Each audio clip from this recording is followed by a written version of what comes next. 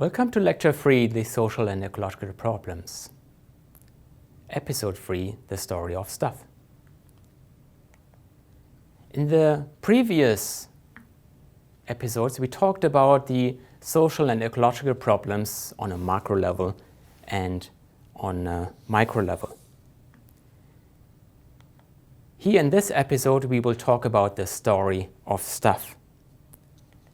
We have 3 learning objectives. The first one would be to understand and repeat the entire product life cycle from cradle to grave.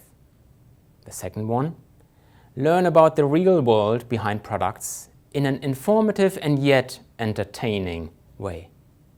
And finally, 3, to see the bigger picture of production and consumption. Have a look at the story of stuff. It features Annie Leonard. Annie is a very interesting woman. She traveled around the world in more than 20 countries of the world to have a look at the story of stuff. Electronics, like the iPad, for example, or coffee, as discussed before.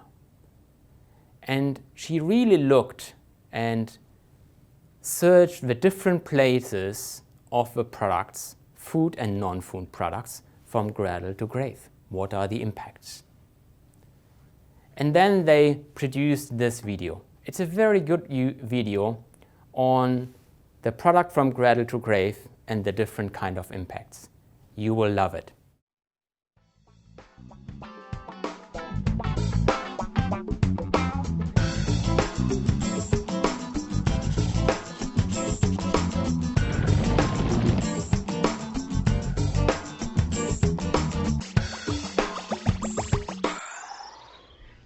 These, I got a little obsessed with mine. In fact, I got a little obsessed with all my stuff. Have you ever wondered where all the stuff we buy comes from and where it goes when we throw it out? I couldn't stop wondering about that, so I looked it up. And what the textbook said is that stuff moves through a system from extraction to production to distribution to consumption to disposal. All together, it's called the materials economy. Well, I looked into it a little bit more. In fact, I spent 10 years traveling the world, tracking where our stuff comes from and where it goes. And you know what I found out? That is not the whole story. There is a lot missing from this explanation. For one thing, this system looks like it's fine. No problem. But the truth is, it's a system in crisis. And the reason it's a system in crisis is it's a linear system and we live on a finite planet. And you cannot run a linear system on a finite planet indefinitely. Every step along the way, this system is interacting with the real world. In real life, it's not happening on a blank white page. It's interacting with societies, cultures, economies, the environment. And all along the way, it's bumping up against limits. Limits we don't see here because the diagram is incomplete. So let's go back through. Let's fill in some of the blanks and see what's missing. Well, one of the most important things that's missing is people. Yes, people. People live and work all along this system. And some people in this system matter a little more than others. Some have a little more say. Who are they? Well, let's start with the government. Now, my friends tell me I should use a tank to symbolize the government, and that's true in many countries and increasingly in our own. After all, more than 50% of our federal tax money is now going to the military. But I'm using a person to symbolize the government because I hold true to the vision and values the government should be of the people, by the people, for the people. It's the government's job to watch out for us, to take care of us. That's their job. Then along came the corporation. Now, the reason the corporation looks bigger than the government is that the corporation is bigger than the government. Of the 100 largest economies on Earth now, 51 are corporations. And as the corporation has grown in size and power, we've seen a little change in the government where they're a little more concerned in making sure everything's working out for those guys than for us. Okay, so let's see what else is missing from this picture. We'll start with extraction, which is a fancy word for natural resource exploitation, which is a fancy word for trashing the planet. What this looks like is we chop down the trees, we blow up mountains to get the metals inside, we use up all the water, and we wipe out the animals. So here we are running up against our first limit. We are running out of resources. We are using too much stuff.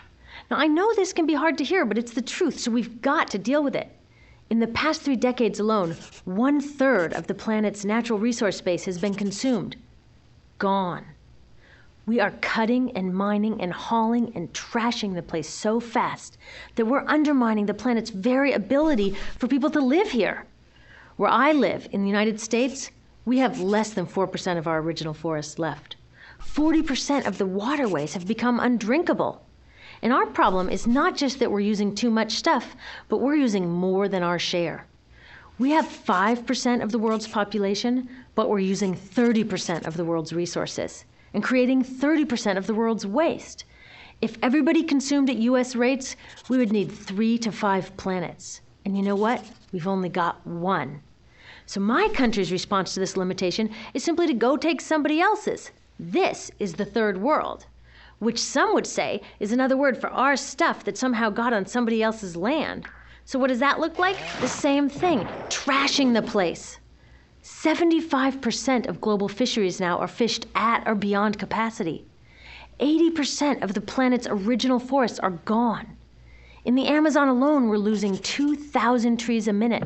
That is 7 football fields a minute. And what about the people who live here? Well, according to these guys, they don't own these resources, even if they've been living there for generations. They don't own the means of production, and they're not buying a lot of stuff. And in this system, if you don't own or buy a lot of stuff, you don't have value. So next, the materials move to production. And what happens there is we use energy to mix toxic chemicals in with the natural resources to make toxic contaminated products. There are over 100,000 synthetic chemicals in use in commerce today. Only a handful of them have even been tested for health impacts, and none have been tested for synergistic health impacts. That means when they interact with all the other chemicals we're exposed to every day. So we don't know the full impact on health and the environment of all these toxic chemicals, but we do know one thing: toxics in, toxics out. As long as we keep putting toxics into our industrial production systems, we're going to keep getting toxics in the stuff that we bring into our homes and workplaces and schools, and our bodies. Like BFRs, brominated flame retardants, they're a chemical that make things more fireproof, but they are super toxic. They're a neurotoxin. That means toxic to the brain. What are we even doing using a chemical like this? Yet we put it in our computers, our appliances, couches, mattresses, even some pillows. In fact, we take our pillows, we douse them in a neurotoxin, then we bring them home and put our heads on them for 8 hours a night to sleep. Now, I don't know, but it seems to me in this country with so much potential, we could think of a better way to stop our heads from catching on fire at night. Now, these toxics build up the food chain and concentrate in our bodies. Do you know what is the food at the top of the food chain with the highest level of many toxic contaminants? Human breast milk. That means that we've reached a point where the smallest members of our societies, our babies, are getting the highest lifetime dose of toxic chemicals from breastfeeding from their mothers. Is that not an incredible violation? Breastfeeding must be the most fundamental human act of nurturing. It should be sacred and safe. Now, breastfeeding is still best, and mothers should definitely keep breastfeeding, but we should protect it. They should protect it. I thought they were looking out for us. And of course, the people who bear the biggest brunt of these toxic chemicals are the factory workers, many of whom are women of reproductive age. They're working with reproductive toxins, carcinogens, and more. Now I ask you, what kind of woman of reproductive age would work in a job exposed to reproductive toxins except for a woman with no other option? And that's one of the beauties of this system. The erosion of local environments and economies here ensures a constant supply of people with no other option. Globally, 200,000 people a day are moving from environments that have sustained them for generations into cities, many to live in slums, looking for work, no matter how toxic that work may be. So you see, it's not just resources that are wasted along this system, but people too. Whole communities get wasted. Yep, toxics in, toxics out. A lot of the toxics leave the factories in products, but even more leave as byproducts or pollution. And it's a lot of pollution. In the US, our industry admits to releasing over 4 billion pounds of toxic chemicals a year. And it's probably a lot more because that's only what they admit. So that's another limit, because yuck, who wants to look at and smell 4 billion pounds of toxic chemicals a year? So what do? Move the dirty factories overseas, pollute someone else's land. But surprise, A lot of that pollution is coming right back at us, carried by wind currents. So what happens after all these natural resources are turned into products? Well, it moves here for distribution. Now, distribution means selling all the toxic contaminated junk as quickly as possible. The goal here is to keep the prices down, keep the people buying, and keep the inventory moving. How do they keep the prices down? Well, they don't pay the store workers very much, and they skimp on health insurance every time they can. It's all about externalizing the costs. What that means is that the real costs of making stuff aren't captured in the price. In other words, we aren't paying for the stuff we buy. I was thinking about this the other day. I was walking to work and I wanted to listen to the news, so I popped into a Radio Shack to buy a radio. I found this cute little green radio for $4.99. I was standing there in line to buy this thing, and I was thinking, how could $4.99 possibly capture the cost of making this radio and getting it into my hands? The metal was probably mined in South Africa. The petroleum was probably drilled in Iraq. The plastics were probably produced in China. And maybe the whole thing was assembled by some 15-year-old in a maquiladora in Mexico. $4.99 wouldn't even pay the rent for the shelf space it occupied until I came along, let alone part of the staff guy's salary who helped me pick it out, or the multiple ocean cruises and truck rides pieces of this radio went on. That's how I realized I didn't pay for the radio. So who did pay? Well, these people paid with the loss of their natural resource space. These people paid with the loss of their clean air, with increasing asthma and cancer rates. Kids in the Congo paid with their future.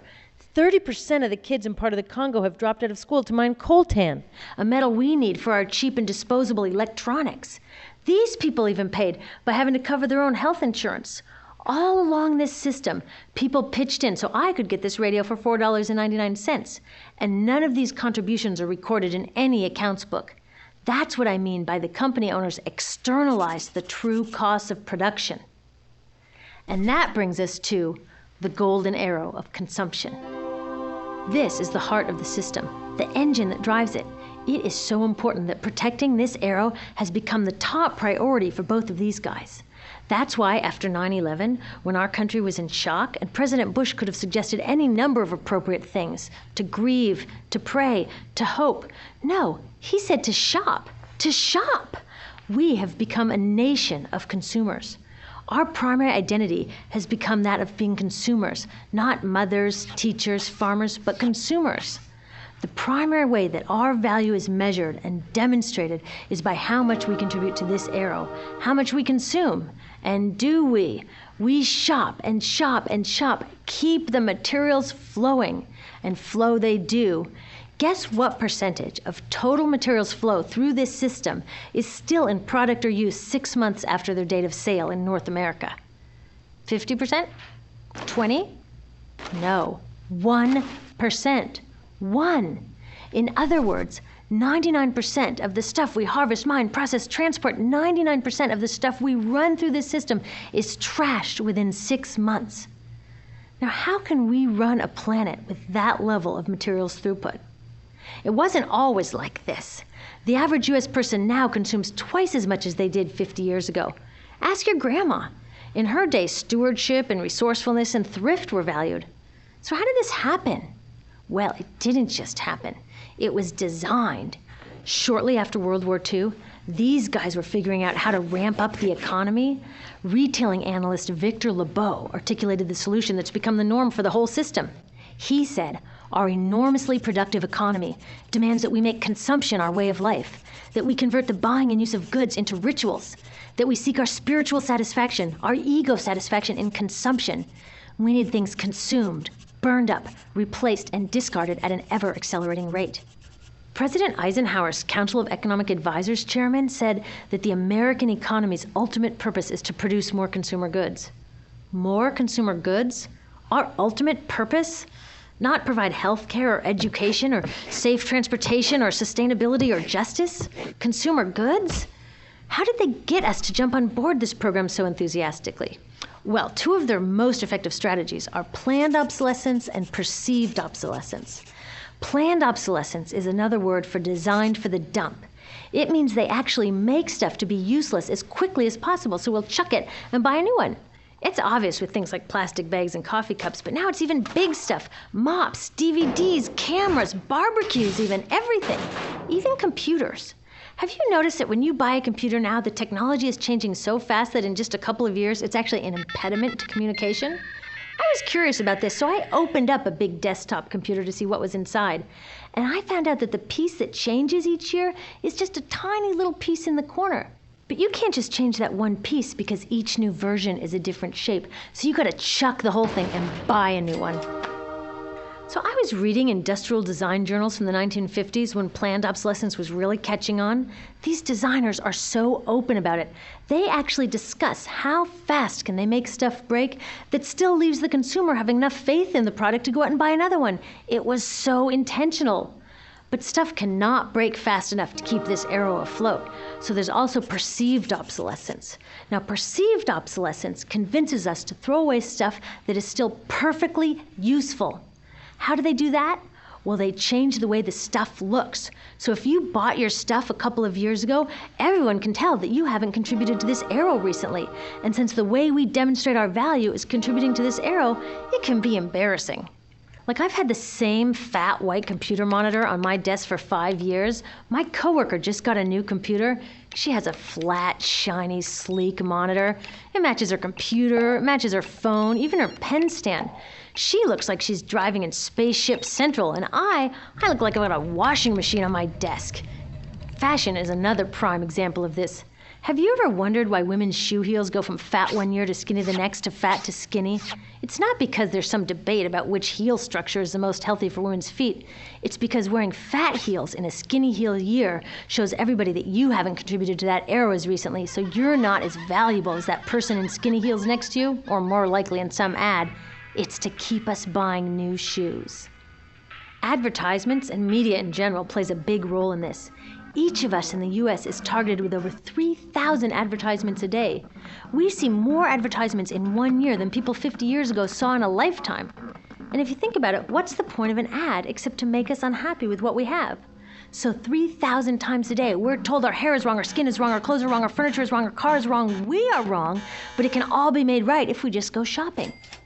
Media also helps by hiding all of this and all of this.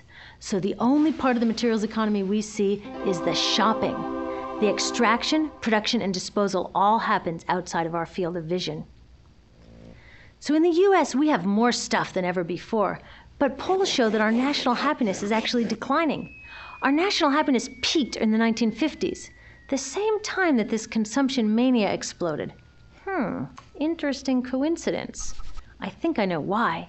We have more stuff, but we have less time for the things that really make us happy. Friends, family, leisure time. We're working harder than ever. Some analysts say we have less leisure time than any time since feudal society. And do you know what the two main activities are that we do with the scant leisure time we have? Watch TV and shop.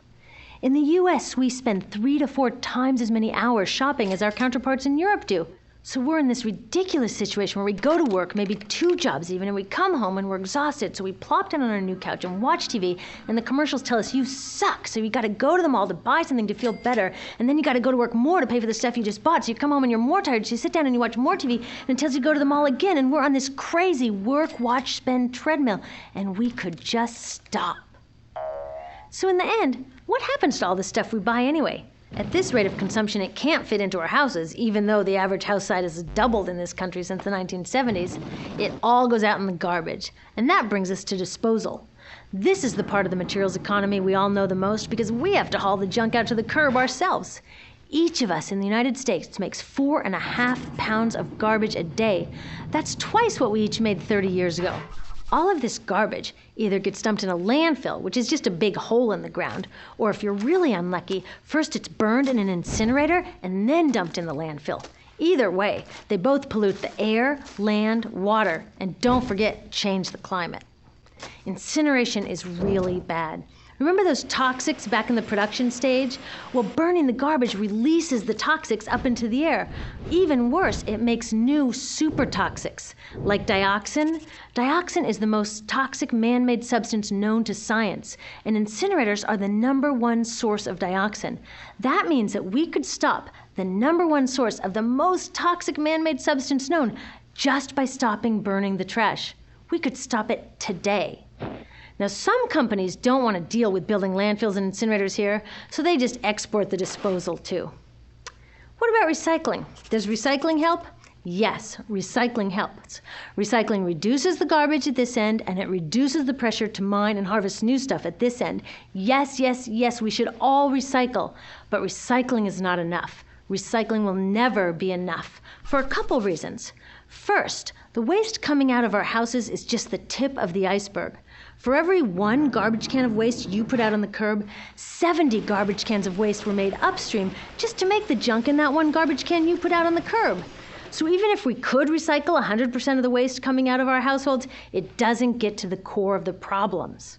Also, much of the garbage can't be recycled, either because it contains too many toxics or it's designed not to be recyclable in the first place. Like those juice packs, where they have layers of metal and paper and plastic all smushed together, you can never separate those for true recycling. So you see, it is a system in crisis. All along the way, we are bumping up against limits. From changing climate to declining happiness, it's just not working. But the good thing about such an all-pervasive problem is that there are so many points of intervention. There are people working here on saving forests and here on clean production, people working on labor rights and fair trade and conscious consuming and blocking landfills and incinerators, and very importantly, on taking back our government so that it really is by the people and for the people. All of this work is critically important, but things are really going to start moving when we see the connections, when we see the big picture. When people along the system get united, we can reclaim and transform this linear system into something new, a system that doesn't waste resources or people. Because what we really need to chuck is that old school throwaway mindset. There's a new school of thinking on this stuff, and it's based on sustainability and equity, green chemistry, zero waste, closed-loop production, renewable energy, local living economies. It's already happening. Now, some say it's unrealistic, idealistic that it can't happen, but I say the ones who are unrealistic are those that want to continue with the old path. That's dreaming. Remember, that old way didn't just happen. It's not like gravity that we've just got to live with. People created it, and we're people too. So let's create something new.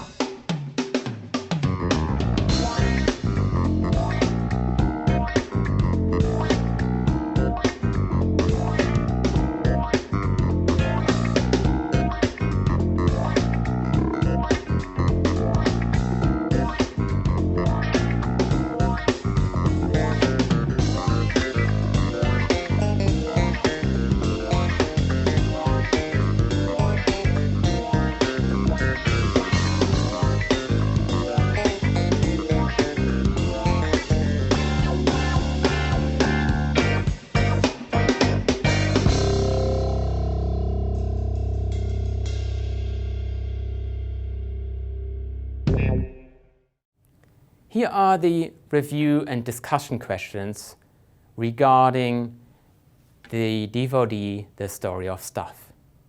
First, describe the 3 different kinds of planned obsolescence. Give examples. It is mentioned in the movie. Second, why is recycling never enough to reduce the environmental impact of products significantly? And third, why is the ecological question also a social question of resource equity in a world with limited resources? Discuss. The references are the pages 61 to 72 in our textbook, and of course the Story of Stuff. Thank you and bye for now.